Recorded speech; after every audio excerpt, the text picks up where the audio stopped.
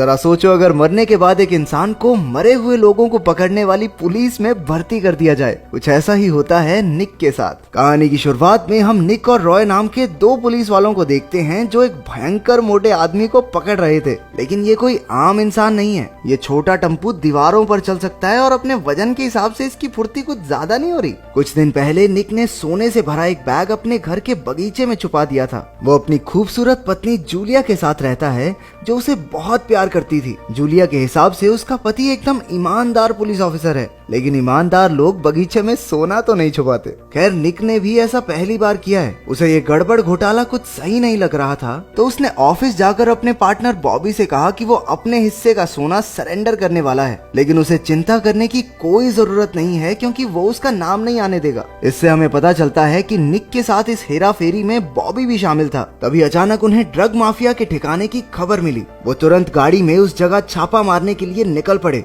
लेकिन मौका मिलते ही बॉबी ने निक को गोलियों से भून दिया क्योंकि वो नहीं चाहता था कि निक किसी को भी सोने के बारे में बताए। अचानक से निक की आंखें खुली और उसने महसूस किया कि उसके आसपास का समय रुक चुका था। बाहर जाने पर आसमान में बने एक बवंडर ने उसे अपने अंदर खींच लिया। वहाँ से निक न जाने कैसे मिल्ड्रेड नाम की एक औरत के ऑफिस में पहुंच गया। मिल्ड्रेड ने उसे बताया कि उसके स्वर्ग या नर्क जाने का फैसला अभी कुछ दिन बाद किया जाएगा क्योंकि अभी काफी लोग पहले ही लाइन में लगे हुए हैं। तब तक अगर वो चाहे तो RIPD यानी रेस्ट इन पीस डिपार्टमेंट में काम कर सकता है। ये सुनकर कि उसकी पोस्टिंग उसके अपने शहर बॉस्टन में ही होगी, निक भर्ती होने के लिए तुरंत मान गया। RIPD वालों का काम होता है धरती पर इलीगल तरीके से रह रहे मरे हुए लोगों को पकड़कर ऊपर भेजना। इन लोगों को डेडोस भी कहा जाता है। इसके बाद मिल्ड्रेड ने उसे अपने नए पार्टनर रॉय से मिलवाया जो अकेले काम करने में ज्यादा विश्वास करता था। थोड़ी देर बाद वो दोनों मिलकर एक साथ धरती पर वापस आए और निक अपने ही जनाजे पर पहुंचा। जूलिया को देखकर वो खुद को रोक नहीं पाया और भागकर उसके पास गया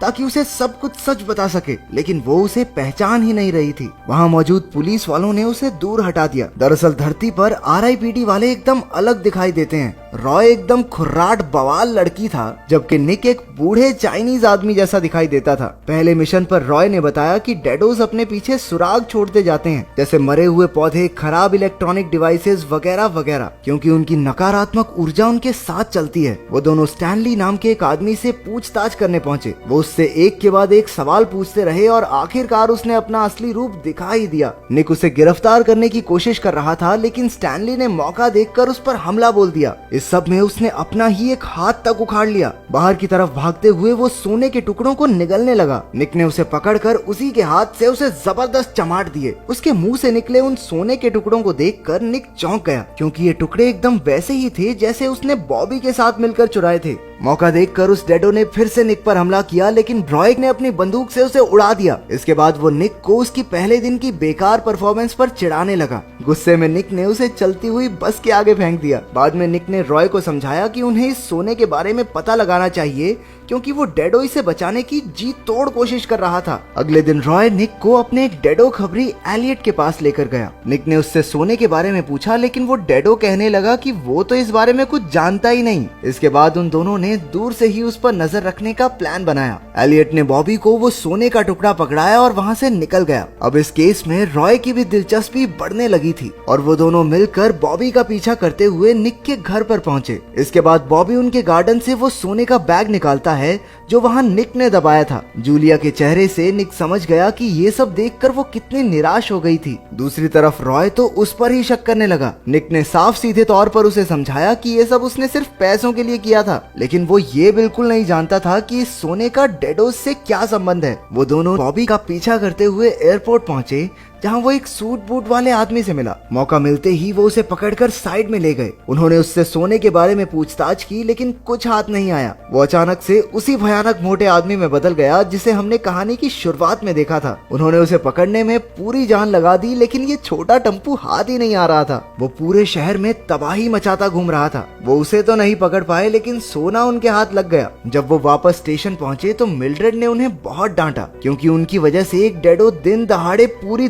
दुनिया के सामने आ गया। हमें ये भी पता चला कि वो सोना एक प्राचीन हथियार का हिस्सा है। उसकी मदद से सभी मरे हुए लोग पृथ्वी पर वापस आ सकते हैं और ऐसा होने पर दुनिया तबाह हो जाएगी। इतनी जरूरी जानकारी लाने के बावजूद उन दोनों को सस्पेंड कर दिया गया और हो सकता है कि उनकी इस गलती की वजह से उन्हें पूरी तरह मिटा दिया जाए। निक एक बार फिर से जूलिया के पास गया ताकि वो उसे पूरी सच्चाई बता सके। इस बार तो जूलिया को भी उस पर भरोसा होने लगा था, लेकिन अचानक से वो उसके हाथ को झटक कर वहाँ से चली गई। रॉय ने ये सब देखकर निक को समझाने की कोशिश की कि देख भाई, तू मर चुका है, वापस जा नहीं सकता तो उसे भी अपनी लाइफ में आगे बढ़ने देना। पहले तो वो ये सुनकर बौखला गया, लेकिन बाद में उसे एहसास हुआ कि रॉय बोल तो ठीक ही रहा है। उन दोनों ने साथ मिलकर डेडोस के प्लान को पूरा होने से रोकने का फैसला किया। निक को शक था कि बॉबी भी एक डेडो है, लेकिन उसने कभी बॉबी के पास मरे हुए पौधे या खराब हुए बिजली उपकरणों को नहीं देखा। रॉय ने बताया कि वो जरूर किसी चीज का इस्तेमाल करके अपनी नेगेटिव एनर्जी को छुपाता होगा। इस पर निक को याद आया कि वो एक ब्रेसलेट को हमेशा पहने रखता था। दूसरी तरफ बॉबी ने एक दूसरे डेडो से मिलकर उसे एक अजीब सी दिखने वाली चीज पकड़ाई। उनकी बातों से पता चला कि वो जल्द ही अपने प्लान में कामयाब हो जाएंगे। अगले दिन जूलिया ने बॉबी को फोन करके बताया कि कैसे एक चाइनीज बूढ़े ने उसके पास आकर एकदम उसके पति निक की तरह बात की। ये सुनते ही वो समझ गया कि निक RIPD ऑफिसर बनकर धरती पर लौट चुका है। इतने में निक और रॉय बॉबी के घर पहुंच गए। निक ने उस पर बंदूक तानकर कहा कि अपने ब्रेसलेट को निकाले।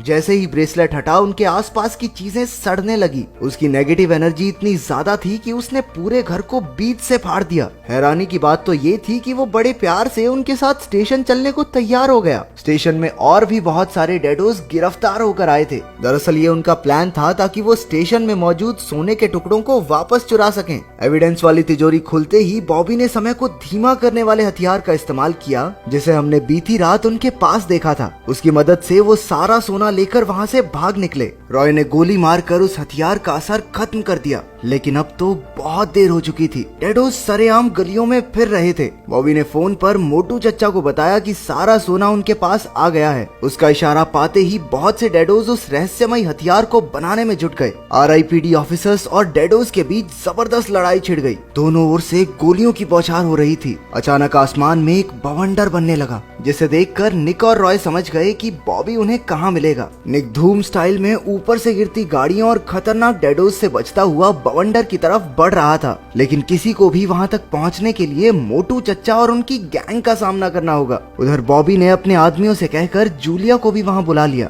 दरअसल उस खतरनाक हथियार को पूरा करने के लिए उन्हें एक इंसान के खून की भी जरूरत थी। बॉबी ने जूलिया के सामने अपना असली रूप दिखाया, जिस वजह से वो बहुत डर गई। दूसरी तरफ निक और रॉय मोटू चच्चा और उनकी गैंग से लड़ रहे थे। बिल्डिंग के टॉप पर बॉबी जूलिया की बलि चढ़ाने ही वाला था कि निक और रॉय एकदम सही टाइम पर एंट्री मार देते हैं। लेकिन बॉबी बॉलीवुड के विलन्स की तरह टाइम पास नहीं करता। उसने जल्दी से एक लंबे से डंडे को जूलिया के पेट के आर पार कर दिया। इसके बाद वो दोनों अपनी पूरी जान लगाकर उन डेडोस से लड़ने लगे। लड़ाई के दौरान उस हथियार ने जूलिया का खून खींचना शुरू कर दिया और अचानक से मरे हुए लोग आसमान से बरसने लगे। निक और रॉय किसी तरह डेडोस से लड़ते लड़ाते उस खतरनाक हथियार तक पहुंचे। रॉय उसे रोकने की कोशिश करने लगा, जबकि निक और बॉबी एक दूसरे से लड़ने लगे। बॉबी उस पर बुरी तरह से भारी पड़ रहा था। दूसरी ओर जब बहुत कोशिश करने के बाद भी वो हथियार नहीं रुका, तो रॉय ने अपनी रस्सी का इस्तेमाल करके एक छोटे ट्रक को ही उस पर लुढ़का दिया। इस सब से बॉबी का ध्यान भी भटक गया और निक ने मौका देखकर उसे बंदूक से उड़ा दिया। वो भागकर जूलिया के पास गया, लेकिन अचानक उनके आसपास का समय वैसे ही रुक गया जैसे निक के साथ हुआ था। अब जूलिया निक के असली चेहरे को फिर से देख पा रही थी। अपने प्यार को दिखाते हुए निक ने जूलिया को समझाया कि वो अभी नहीं मर सकती, उसे जीना होगा। वो उससे हमेशा प्यार करेगा, लेकिन वो चाहता है कि वो उसे भुलाकर अपनी जिंदगी में आगे बढ़े। कुछ समय बाद उसकी आंखें एक हॉस्पिटल में खुली। मिल्ड्रेड ने निक को भरोसा दिलाया कि जूलिया पूरी तरह ठीक हो जाएगी। कहानी के आखिर में हम देखते हैं कि अब उसे एक दूसरी पहचान दे दी गई थी। अब वो कोई चाइनीज बुढ़ा नहीं, बल्कि एक टीनेज लड़की जैसा दिखने लगा था।